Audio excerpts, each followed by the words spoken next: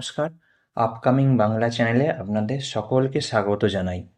আজকে বহু মাননীয় শিক্ষক শিক্ষিকার থেকে আমি একটাই প্রশ্ন বারে বারে পাচ্ছি, আবার কি মর্নিং স্কুলের সময়সীমা বৃদ্ধি পেল? এর পেছনে কিন্তু একটা নোটিশ সামনে আসছে। দেখুন, সেই নোটিশটি আমি খুলে নিয়েছি। এটা দেখুন, government of West Bengal department of school education থেকে দিয়েছে। ডেট দেখুন 29শে জুন 2026।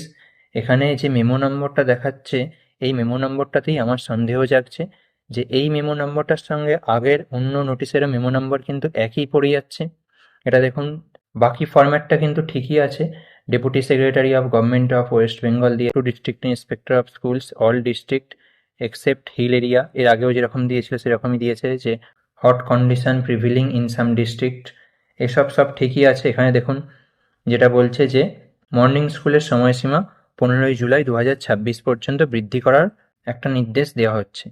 এই নোটিশটার কিন্তু কোনোরকম কোনো অফিসিয়াল সত্যতাও আমি এখনও যাচাই করে উঠতে পারিনি। এটা নিয়ে আমি খোঁজখবর করছি। এই ব্যাপারে কোনোরকম কোনো অফিসিয়াল বিজ্ঞপ্তি এলেই আমি আপনাদের সঙ্গে তা শেয়ার করব।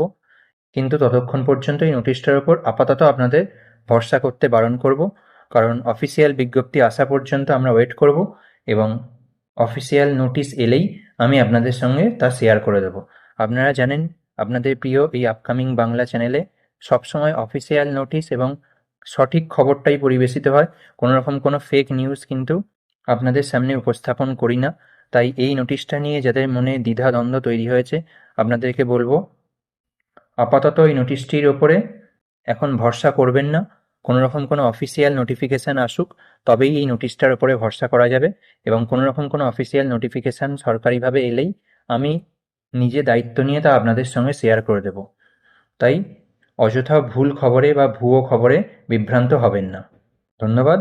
দেখা হচ্ছে পরের ভিডিওতে।